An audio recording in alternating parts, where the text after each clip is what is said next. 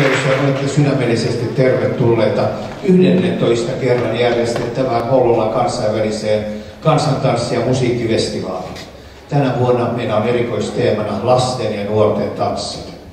Hollolan nuorisoseuran lasten ja nuorten ryhmät esiintyivät teille äsken tässä ihan alkuun ja esittivät Tanelia, Saunavihdat, Rihmarullan ja Jakujalka. Nyt on virallisen tervehdyksen aika, joka tulee esittämään pääsihteeri Antti Kalliomaa Suomen nuorisoseuran ry:stä. Tervetuloa, Antti.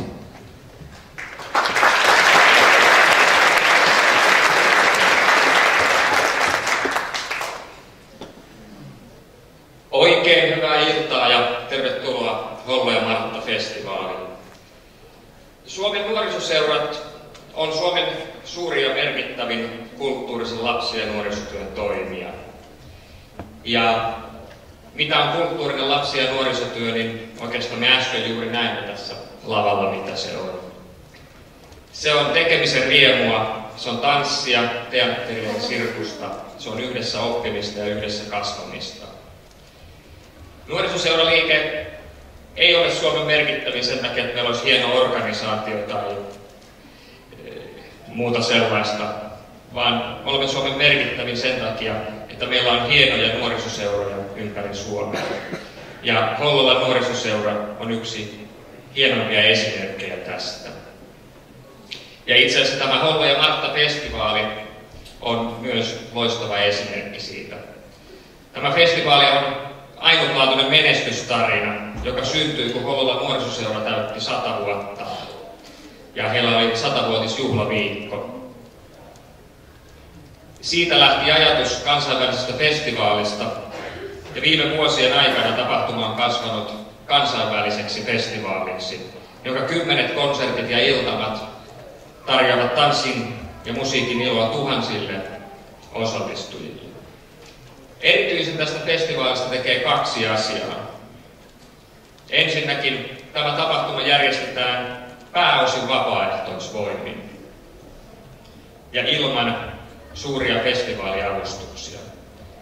100 osaavat talkoolaiset tuottavat iloksemme laadukkaan ja viihdyttävän festivaaliviikon. Vannoutuneimmat talkoolaiset järjestelevät jopa lomaviikkonsa niin, että he voivat osallistua tämän tapahtuman järjestelyyn. Toisekseen tämä festivaali tarjoaa sadoille lapsille ja nuorille upean mahdollisuuden onnistumisen kokemuksiin. Lapset ja nuoret, tanssijat ja muusikot saavat areenakseen esimerkiksi Lahden kaupunginteatterin suuren näyttämön ja pääsevät ammattimaisissa puitteissaan näyttämään osaamista.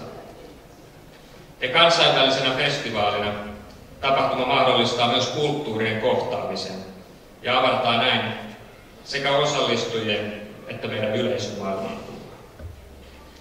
Hyvä yleisö, tässä festivaalissa yhdistyy 2 nuorisoseuratoimintaan merkittävästi liittyvää asiaa, nimittäin tekemisen riemu ja yhteisön voima.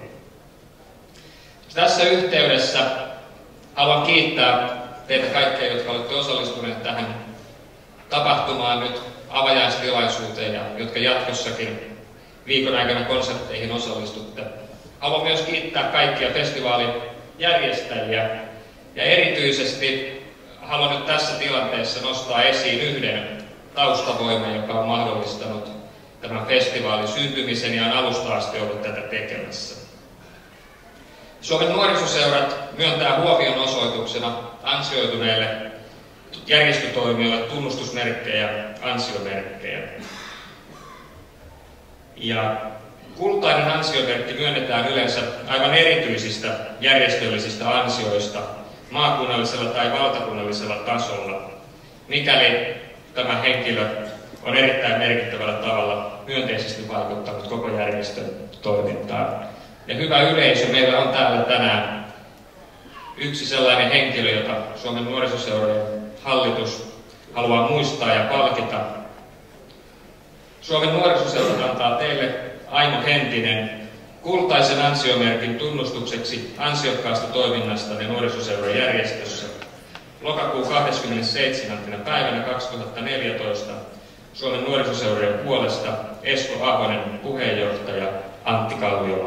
pääsihteeri Aimo Henttinen.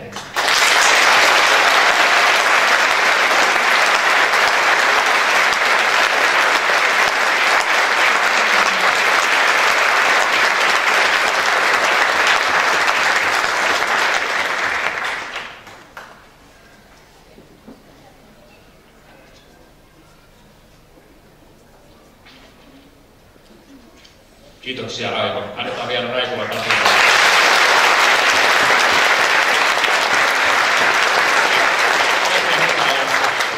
Viihtyisää festivaaliviikkoa teille kaikille. Kiitoksia.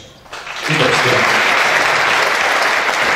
Jatketaan tästä vaan eteenpäin, eikö vaan?